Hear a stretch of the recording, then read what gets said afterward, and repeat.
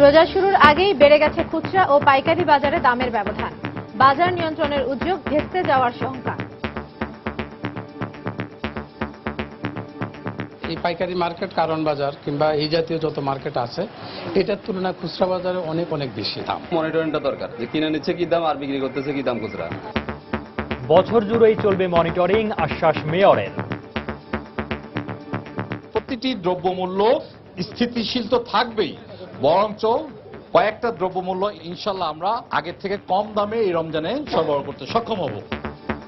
Tariff commission বলছে দেশে মজুদ আছে আগামী 1.5 মাসের ভোগ্যপণ্য।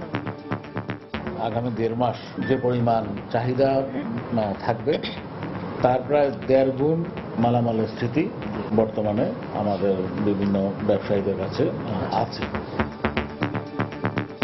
দেখছিলেন প্রধান শিরোনাম। সন্ধ্যার সময় সঙ্গে আছি আমি সৌমিত্র শুভ্র এবং আমি ইশরাত জাহান। এবার অন্যান্য শীর্ষ সংবাদ। ব্যালস্টিক পরীক্ষার রিপোর্ট পেলেই এমপি পুত্র রনির পিস্তলের লাইসেন্স বাতিলের আবেদন, জানালো গোয়েন্দা পুলিশ। ঘটনার দিন গাড়িটি বেশ কয়েকবার ঘুরপাক খায় ইস্কাটন এলাকায়। বেগম জিয়ার বিরুদ্ধে দুদকের করা নাইকো দুর্নীতি মামলা চলবে কিনা তা নিয়ে রায় কাল। গ্যাটকো মামলার শুনানি শেষ, রায় যে কোনো দিন। কক্সবাজারের টেকনাফে মিয়ানমার সীমান্ত রক্ষী বাহিনীর গুলিতে বিজিবি সদস্য আহত, ধরে নিয়ে গেছে আরো একজনকে। পতাকা বৈঠকের কথা জানালেন স্বরাষ্ট্র প্রতিমন্ত্রী। ইফতার পার্টির মাধ্যমে সাংগঠনিক শক্তি জোরালো করতে চায় বিএনপি। ঈদের পর আন্দোলনে চমক দেখানোর প্রত্যয়, আমলে নিচ্ছে না আওয়ামী লীগ। এবং বাংলাদেশ ভারত প্রথম ওয়ানডের টিকিট বিক্রি শেষ নির্ধারিত সময়ের আগেই। পুলিশের সাথে টিকিট ক্রেতাদের সংঘর্ষ, নিজেদের সর্বোচ্চটুকু দিতে প্রস্তুত দুদলই।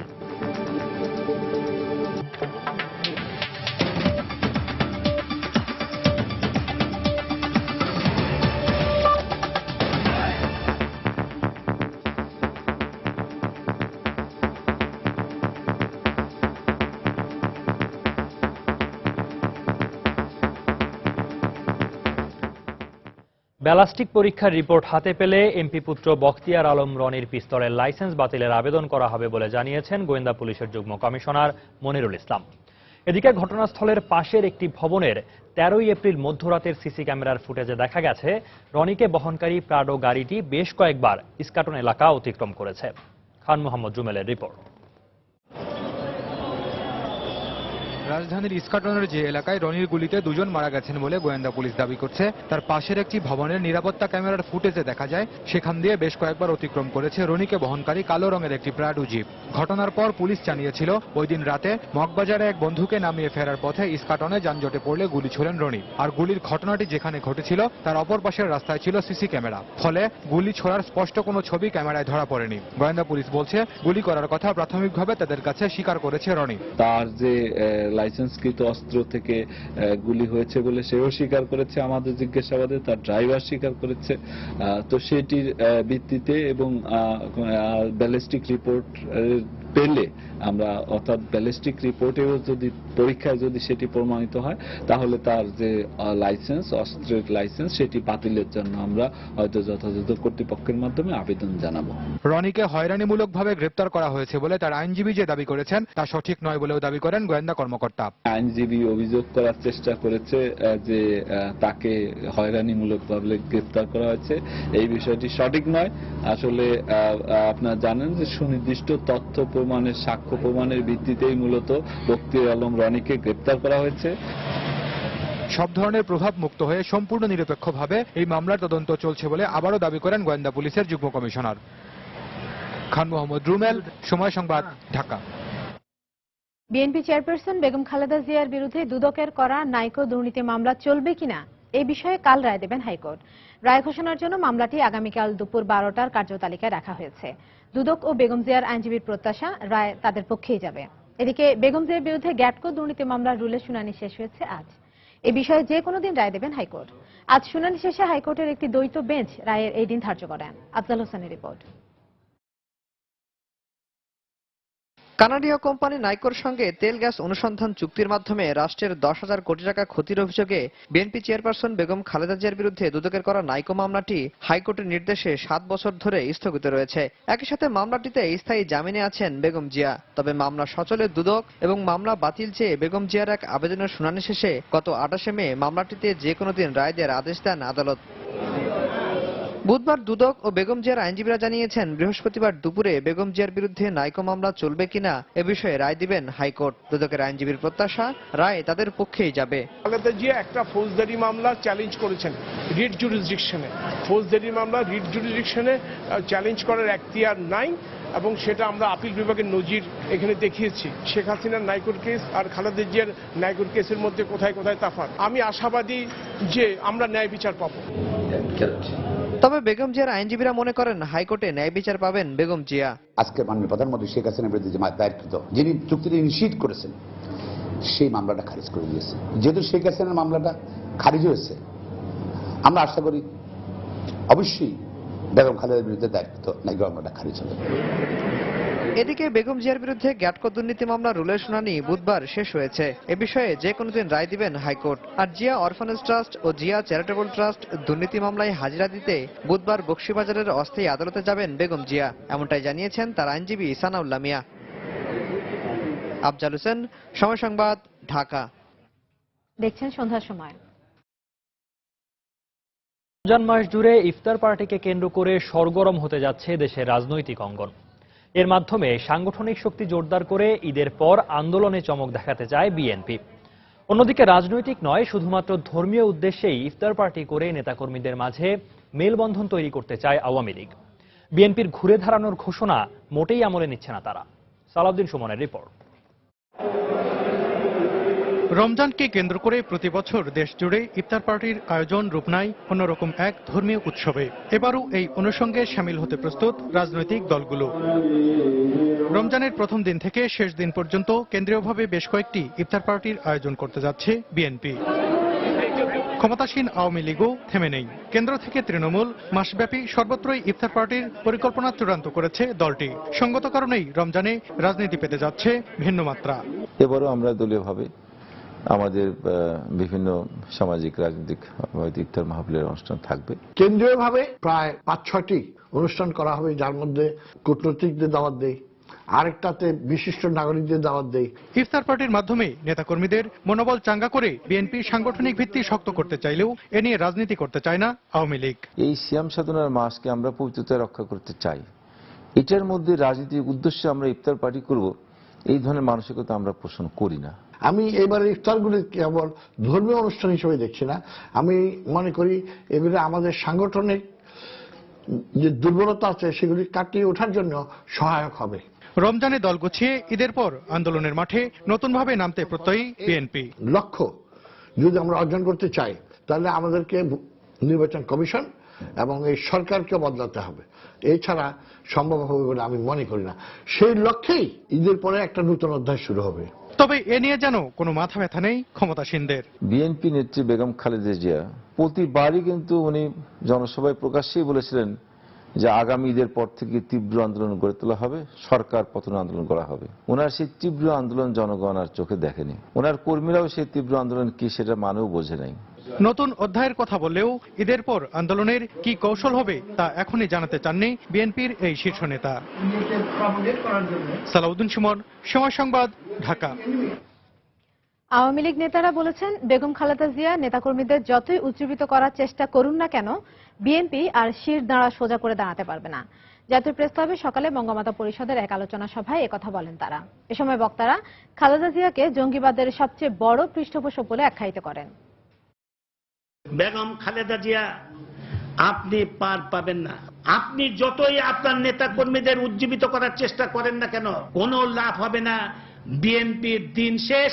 বিএনপি কোনো অবস্থাতেই আর শির দ্বারা সোজা করে দাঁড়াতে পারবে না। 2001 থেকে 2006 পর্যন্ত বাংলাদেশে জঙ্গিদের গডফাদার তারেক রহমান, সবচেয়ে বড় পৃষ্ঠপোষক খালেদা জিয়া, এবং বিএনপি বাংলাদেশে আজকে যে জঙ্গিবাদের, এই যে বাংলাদেশের যে জঙ্গিবাদের উৎপাত, এর জন্য সবচেয়ে বড় ভূমিকা বিএনপির, এবং বিএনপি তার জন্য দায়ী। তাদের সহায়ক শক্তি হিসাবে, এজেন্ট হিসাবে এই সরকারের মূল শক্তি তখন কাজ করে বলেই আজকে বাংলাদেশে সরকারের আইন শৃঙ্খলা রক্ষাকারী বাহিনীকে এরকম তৎপর হতে হচ্ছে।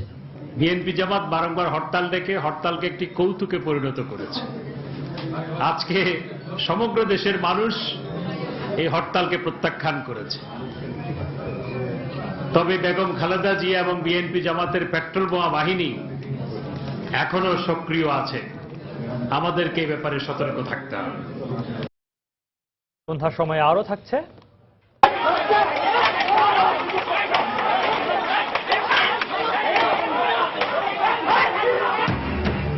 নারায়ণগঞ্জে ভর্তি বাণিজ্য নিয়ে প্রগতিশীল ছাত্র জোটের মিছিলে ছাত্রলীগের হামলা, আহত 20। হামলার ঘটনা অস্বীকার পুলিশের।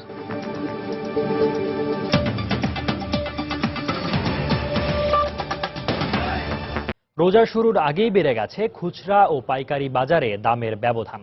এ অবস্থা চলতে থাকলে রমজানে বাজার নিয়ন্ত্রণে নেয়ার সরকারের সব উদ্যোগ ভেস্তে যাওয়ার আশঙ্কা পাইকারি ব্যবসায়ীদের। পাশাপাশি বাজার তদারকির নামে ব্যবসায়ীরা যাতে ভোগান্তির শিকার না হন সেদিকেও খেয়াল রাখার পরামর্শ তাদের। এদিকে শুধু রমজান নয়, ভোগ্যপণ্যের বাজার স্বাভাবিক রাখতে বছর জুড়েই মনিটরিং অব্যাহত রাখার আশ্বাস দিয়েছেন ঢাকা দক্ষিণের মেয়র সাঈদ খোকন। জুবায়ের ফয়সালের রিপোর্ট। রমজানে অতি প্রয়োজনীয় ভোগ্যপণ্যের বাজারের সবশেষ দামের তথ্য পর্যালোচনায় দেখা যায় খোলা বাজারে প্রতি কেজি ছোলা বিক্রি হচ্ছে 65 টাকায়, যার পাইকারি দাম সর্বোচ্চ 52 টাকা। একইভাবে চিনির পাইকারি দাম 33 টাকার মতো হলেও খুচরা বাজারে তা বিক্রি হচ্ছে 40 থেকে 42 টাকায়।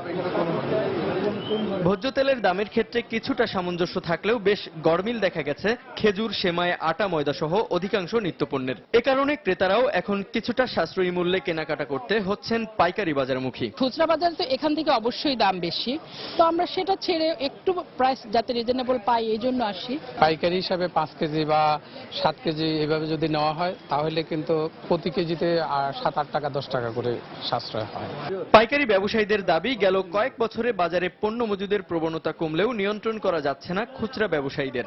তারা বলছেন, রমজানে বাজার স্বাভাবিক রাখতে নজরে রাখা প্রয়োজন খুচরা বিক্রেতাদের কার্যক্রমের দিকেও। প্রতি বছর তো বলে যে দাম বাড়ে গেছে, এবার তা সেরকম বাড়ে নাই। 34-35 টাকা চিনির কেজি, তো এটা তো লবণের সমান হয়ে গেছে। এই জন্য তো মনিটরিংটা দরকার, যে এই মনিটরিংটা দোনো জায়গায় মনিটরিংটা করলে সবচেয়ে ভালো হয় না, যে কিনে নিচ্ছে কি দাম আর বিক্রি করতেছে কি দাম খুচরা। প্রচুর স্টক আছে, আমরা 2-3 মাসে মনে হয় বাজার কোনো বাড়ার সম্ভাবনা নেই। এর মধ্যে যদি আরো ইনপুট হয়ে আসে বাজার কখনোই বাড়বে না। এদিকে সিটি কর্পোরেশনের দাবি, অতীতের যে কোনো সময়ের তুলনায় বাজারে এখন সব পণ্যের দাম কম। মেয়র বলছেন, বাজার কারসাজির কোনো প্রমাণ পেলেই তাৎক্ষণিক ব্যবস্থা নেবে প্রশাসন। নিত্য প্রয়োজনীয় দ্রব্যমূল্য যেগুলো খুব গুরুত্বপূর্ণ, চাল, ডাল, লবণ, তেল থেকে নিয়ে শুরু করে প্রতিটি দ্রব্যমূল্য স্থিতিশীল তো থাকবেই, বরঞ্চ কয়েকটা দ্রব্যমূল্য ইনশাল্লাহ আমরা আগের থেকে কম দামে এই রমজানে সরবরাহ করতে সক্ষম হব। রমজানে নিত্যপণ্যের দাম সহনীয় পর্যায়ে রাখতে এরই মধ্যে টিসিবির বিক্রয় কার্যক্রম শুরুর পাশাপাশি এবছর আগেভাগেই বাজার তদারকিতে নেমেছে সরকার। জুবায়ের ফয়সাল, সময় সংবাদ, ঢাকা। রমজানের পর জাতীয় পর্যায়ের কমিটির মাধ্যমে বাজারে ভোজ্য তেলের দাম পুনর্নির্ধারণ করা হবে বলে জানিয়েছেন ট্যারিফ কমিশনের চেয়ারম্যান ডক্টর মোহাম্মদ আজিজুর রহমান। সকালে রাজধানী সেগুনবাগিচায় ট্যারিফ কমিশন কার্যালয়ে কথা বলেন তিনি। এছাড়াও দেশে বর্তমানে ভোগ্যপণ্যের যে মজুদ রয়েছে তা দিয়ে আগামী 1.5 মাস বাজার চাহিদা মেটানো সম্ভব হবে বলেও জানান তিনি। সানবির রূপলের রিপোর্ট। 9 জুন তেলের দাম নিয়ে বাণিজ্য মন্ত্রণালয়ে একটি প্রতিবেদন পাঠিয়েছে ট্যারিফ কমিশন। সেই প্রতিবেদন কয়েকটি সংবাদ মাধ্যমে প্রকাশ পাওয়ার পর ধূম্রজাল সৃষ্টি হয়েছে তেলের দাম নিয়ে। সেখানে বলা হয় 1 লিটার সয়াবিন তেল উৎপাদন খরচ 63 টাকা 10 পয়সা, এর সঙ্গে 4 টাকা যোগ করে বাজারে বিক্রি হবে 67 টাকায়। আর বোতলজাত তেলে বোতলের দাম এবং মুনাফা যোগ করে উৎপাদন খরচ হিসেব করে বিক্রি হবে 82 টাকায়। যদিও বর্তমানে মেইল গেটে 1 লিটার খোলা তেল 71 এবং বোতলজাত তেল বিক্রি হয় 88 টাকায়। খুচরা বাজারে দেখা গেল ভোক্তা পর্যায়ে বিক্রি হচ্ছে কোম্পানি ভেদে 97 থেকে 101 টাকা প্রতি লিটার। 1 লিটার কিনা পড়ে আমাদের 94 টাকা করে, আমরা বিক্রি করি 97। খুচরা হলো 1 টাকা গায়ে প্রাইস, আর আমাদের কিনা পরে মনে করেন আপনি ইয়াতে ওটা 96 টাকা, ঠিক আছে, আমরা মনে করেন 98 টাকা বিক্রি করি। তবে আমদানি করা তেল বাজারজাতকারী প্রতিষ্ঠানগুলো বলছে বাণিজ্য মন্ত্রণালয়ে পাঠানো ট্যারিফ কমিশনের তথ্য হালনাগাদ করে দেওয়া হয়নি। 2011 সালে যে পণ্যমূল্য এবং বিভিন্ন বিদ্যুতের বিল এবং গ্যাস বিল এবং লেবার যে বিলটা বা আপনার ইন্টারেস্ট যেগুলো ছিল ওইগুলোর হিসাব করে ওনারা করেছে। ওনারা যদি 2015 সালে বা 2014 সালের হিসাবটা আপ টু ডেট করে নিত তাহলে হিসাবটা এভাবে আসতো না। গভর্নমেন্ট থেকে যেটা দেওয়া হয়েছে সেটা এফওবি প্রাইস, তার সিএনএ প্রাইস, সিএনএ প্রাইসের সাথে এফওবি প্রাইস হবে না, এখানে অ্যাড হবে। এদিকে ট্যারিফ কমিশনের চেয়ারম্যান জানিয়েছেন 2010 সালে উৎপাদন খরচের হিসেবেই বাণিজ্য মন্ত্রণালয়ে পাঠানো হয়েছে। রমজানের পরেই সব হিসাব নিকাশ করে জাতীয় কমিটির মাধ্যমে নতুন দাম নির্ধারণ করা হবে। আগামী 1.5 মাস পর্যন্ত যে পরিমাণ চাহিদা থাকবে তার প্রায় 1.5 গুণ মালামালের স্থিতি বর্তমানে আমাদের বিভিন্ন ব্যবসায়ীদের কাছে আছে। আশা করছি যে রমজানের পরে আমরা হয়তো প্রাইসিংটাকে জাতীয় পর্যায়ে একটা কমিটি আছে, সেই কমিটি বসে হয়তো এটাকে আমরা আবার রিফরমেট করে নেব। দেশে ভোজ্য তেলের চাহিদার বেশিরভাগই আমদানি নির্ভর। বছরে প্রায় 16 লাখ টন ভোজ্য তেল আমদানি করা হয়। এই তেল পরিশোধনে জড়িত আছে 48টি প্রতিষ্ঠান। সানবীর রূপল, সময় সংবাদ, ঢাকা। ব্রিটিশ পার্লামেন্টে বসেই ভাগ্নি টিউলিপ সিদ্দিকের অভিষেক বক্তব্য শুনলেন বাংলাদেশের প্রধানমন্ত্রী শেখ হাসিনা। মঙ্গলবার লন্ডনের স্থানীয় সময় দুপুরে টিউলিপের বক্তব্যের সময় গ্যালারিতে শেখ হাসিনা ছাড়াও টিউলিপের মা শেখ রেহানা সহ বঙ্গবন্ধুর পরিবারের সদস্যরা উপস্থিত ছিলেন। টিউলিপ তার বক্তব্যে পরিবারের সদস্যদের উপস্থিতির কথা পার্লামেন্টকে অবগত করলে সংসদ সদস্যরা তাদের অভিনন্দন জানান। এবছরের 7 মে ব্রিটেনের জনগণ আমাকে তাদের প্রতিনিধি হিসেবে নির্বাচিত করেছে। আমি একজন রাজনৈতিক পরিবারের সন্তান। আমার মা কিলবার্নে আসেন 70-এর দশকে, কারণ তার পরিবারের 19 জন সদস্যকে নিজ বাড়িতে নৃশংসভাবে হত্যা করা হয়েছিল। বাংলাদেশের জাতির জনকের পরিবারের জীবিত 2 সদস্য হলেন আমার মা ও খালা। আমি আনন্দের সঙ্গে বলতে চাই তারা দুজনই এই মুহূর্তে এখানে উপস্থিত আছেন।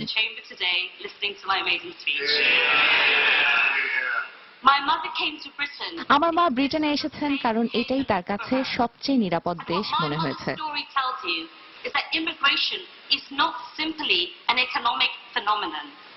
কক্সবাজারের টেকনাফে মিয়ানমার সীমান্তরক্ষী বাহিনী বিজিপির গুলিতে বাংলাদেশ সীমান্তরক্ষী বাহিনী বিজিবির এক সদস্য আহত হয়েছেন। তাকে কক্সবাজার সদর হাসপাতালে ভর্তি করা হয়েছে। সকালে বিজিবির Cox's Bazar sector commander colonel M Anisur Rahman এ তথ্য নিশ্চিত করেন। তিনি জানান, ভোরে নাফ নদীর জাদিমুরা পয়েন্টে বিজিবির একটি টহল দলকে লক্ষ্য করে গুলি ছোঁড়ে বিজিবি। এতে টেকনাফ বিজিবি সদস্য বিপ্লব গুলিবিদ্ধ হন।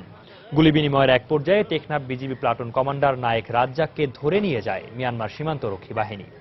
এদিকে গুলিবিদ্ধ বিপ্লবকে উদ্ধার করে প্রথমে কক্সবাজার সদর হাসপাতালে, পরে উন্নত চিকিৎসার জন্য চট্টগ্রাম সম্মিলিত সামরিক হাসপাতালে ভর্তি করা হয়।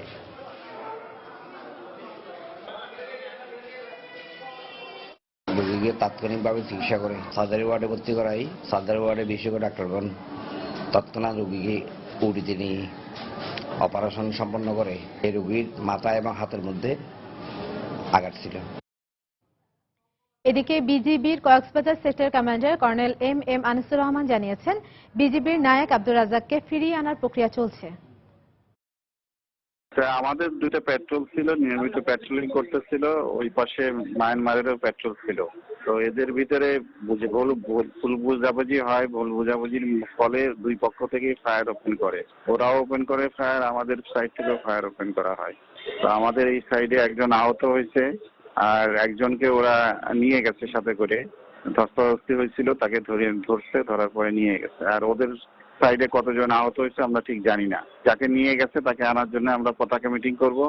আলাপচারণ হচ্ছে, আমার সাথেও কথা হয়েছে। পতাকা মিটিং হলে তাকে ফেরত নিয়ে আসবো। অন্যদিকে টেকনাফে মিয়ানমার বাংলাদেশ জলসীমায় বিজিবি ও মিয়ানমার সীমান্তরক্ষীদের মধ্যে গোলাগুলির ঘটনার কারণ জানতে ও উত্তেজনা থামাতে দুপক্ষের মধ্যে পতাকা বৈঠকের আয়োজন করা হয়েছে বলে জানিয়েছেন স্বরাষ্ট্র প্রতিমন্ত্রী আসাদুজ্জামান খান কামাল। তবে দুপক্ষের ভুল বোঝাবুঝি ঘটনার কারণ বলে প্রাথমিকভাবে ধারণা করা হচ্ছে। সকালে সাংবাদিকদের তিনি এই কথা জানান। একই সঙ্গে গুরুত্বপূর্ণ ব্যক্তিদেরকে আনসারুল্লাহ বাংলা টিমের পক্ষ থেকে হত্যার হুমকির কারণে নিরাপত্তার ব্যবস্থা নেওয়া হয়েছে বলেও জানান তিনি। অপহরণ করা হয়নি, এটা ভুল বোঝাবুঝি হয়েছে।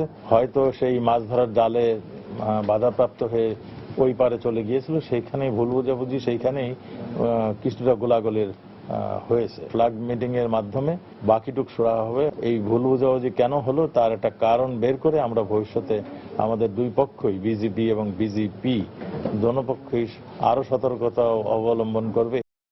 নারায়ণগঞ্জে ভর্তি বাণিজ্য নিয়ে প্রগতিশীল ছাত্র জোটের বিক্ষোভ মিছিলে হামলায় সময় সংবাদের ভিডিও জার্নালিস্ট সহ অন্তত 20 জন আহত হয়েছেন। প্রত্যক্ষদর্শীরা জানায় বেলা 11:30টার দিকে সরকারি তোলারাম কলেজে ছাত্রলীগ ভর্তি বাণিজ্য করছে এই অভিযোগ এনে তা বন্ধ সহ বিভিন্ন দাবিতে বিক্ষোভ মিছিল করে প্রগতিশীল ছাত্রজোট। পরে অধ্যক্ষের কাছে স্মারকলিপি দিতে যাওয়ার সময় কলেজে ক্যাম্পাসের গেটের সামনে বাধার মুখে পড়ে তারা। কর্মীদের মধ্যে কথা কাটাকাটির এক পর্যায়ে লাঠি সোঁটা নিয়ে হামলা চালায় কয়েকজন যুবক। হামলার ছবি তোলার সময় সময় সংবাদের ভিডিও জার্নালিস্ট রবিউল ইসলাম আহত হন। ঘটনার পর ওই এলাকায় অতিরিক্ত পুলিশ মোতায়েন করা হয়েছে।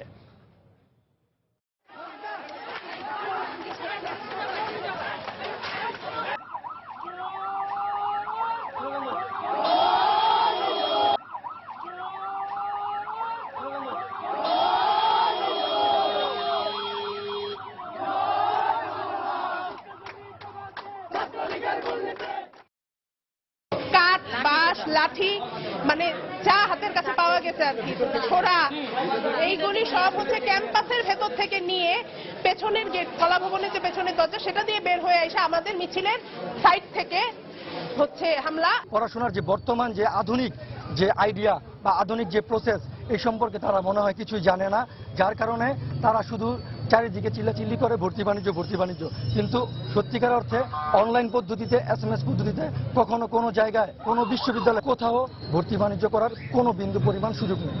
সংঘর্ষে তারা এখানে বিভিন্ন দাবি দাওয়া নিয়ে দেশে মিছিল করে আর আপনার ছাত্রলীগ হত্যা বিরোধী মিছিল করে।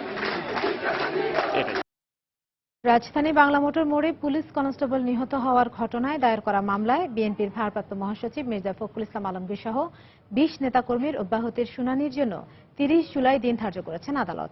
মামলা তদন্তকারী কর্মকর্তা হাজির না হওয়ায় ঢাকা মহানগর হাকিম আমিনুল হক শুনানির পরবর্তী এই দিন ধার্য করেন। এর আগে গত 17 মে মামলা তদন্তকারী কর্মকর্তা আসামিদের বিরুদ্ধে অভিযোগপত্র প্রমাণের সাক্ষ্য প্রমাণ না পাওয়ায় ফখরুল সহ 20 জনকে অব্যাহতি দানের প্রার্থনা করে আদালতে অভিযোগপত্র দাখিল করেন।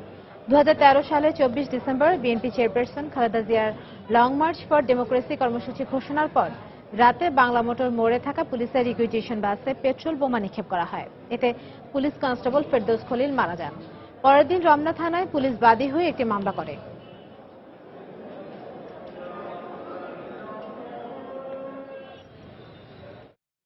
সড়ক পরিবহন ও সেতু মন্ত্রী ওবায়দুল কাদের বলেছেন, বাংলাদেশ, ভারত, ভুটান ও নেপালের মধ্যে আন্তঃযোগাযোগের ক্ষেত্রে যে দেশের সড়ক ব্যবহার করা হবে সে দেশ তাদের নিয়মানুযায়ী শুল্ক নির্ধারণ করবে। ভুটানে 4 দেশের সড়ক মন্ত্রীদের অংশগ্রহণে মোটর ভেহিকেল চুক্তি স্বাক্ষর শেষে আজ বিকেলে দেশে ফিরে শাহজালাল আন্তর্জাতিক বিমানবন্দরে সাংবাদিকদের এই কথা জানান তিনি। আগামী আগস্টের মধ্যে কর্ম পরিকল্পনা চূড়ান্তকরণ, আগামী ডিসেম্বরের মধ্যে চুক্তি বাস্তবায়নে প্রয়োজনীয় শর্তাবলী সহ অন্যান্য অবকাঠামো নিশ্চিত করা হবে। এর আগে অক্টোবর মাসে 4 দেশের মধ্যে অনুষ্ঠিত হবে মোটর কার র্যালি।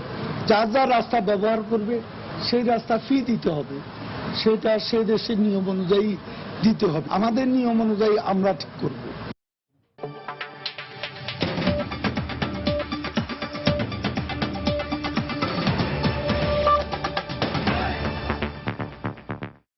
সৌদি আরব সহ বিশ্বের 18টি দেশে আগামীকাল থেকে শুরু হচ্ছে পবিত্র মাহে রমজান। গতকাল সৌদি আরবের সুপ্রিম কোর্ট এই ঘোষণা দেন।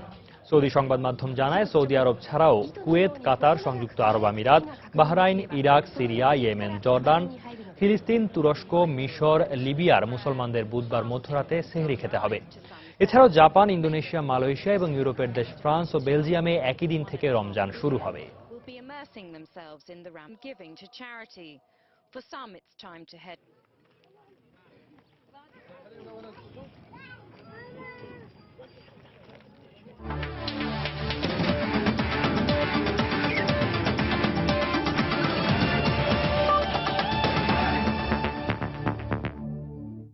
দেশের মাটিতে আন্তর্জাতিক ক্রিকেটের ওয়ানডে ম্যাচগুলোর টিকিট এখন যেন পরিণত হয়েছে সোনার হরিণে।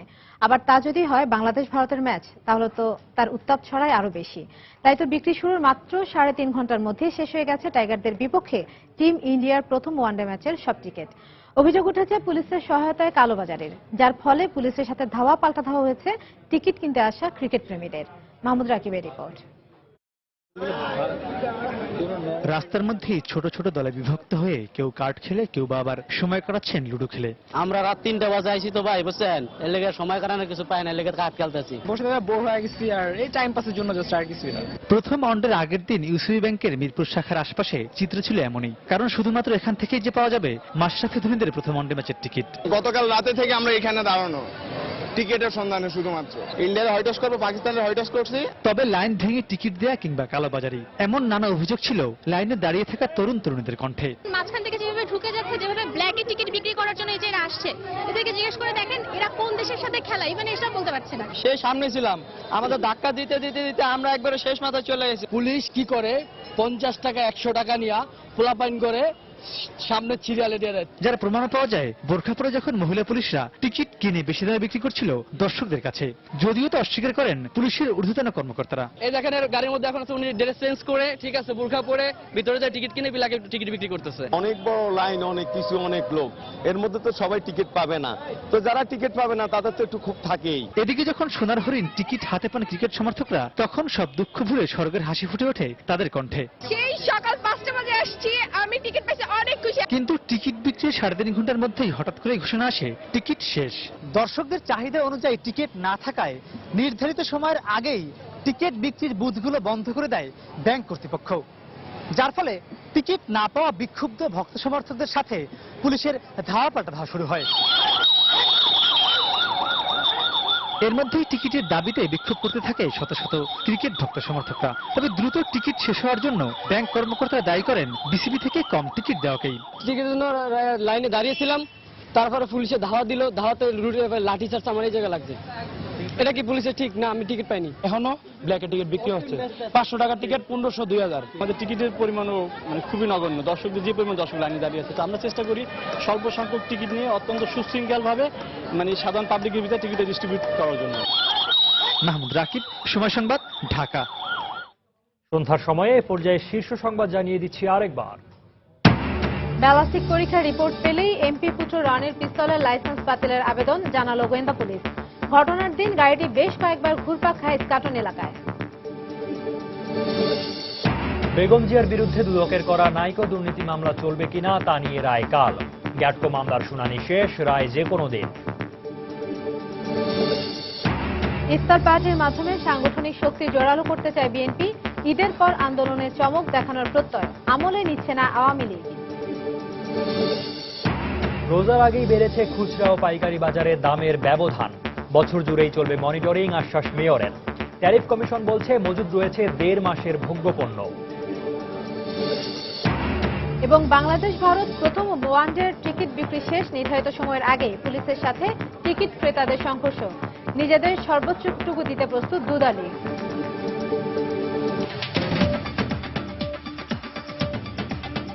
দর্শক, এই মাত্র পাওয়া খবরে জানা গেছে আজ দেশের কোথাও পবিত্র রমজান মাসের চাঁদ দেখা যায়নি। সেক্ষেত্রে শুক্রবার থেকে শুরু হচ্ছে পবিত্র রমজান মাস। কাল বৃহস্পতিবার দিবাগত রাত থেকে সেহরি খাওয়ার মধ্য দিয়ে সিয়াম পালন শুরু করবেন ধর্মপ্রাণ মুসলমানরা।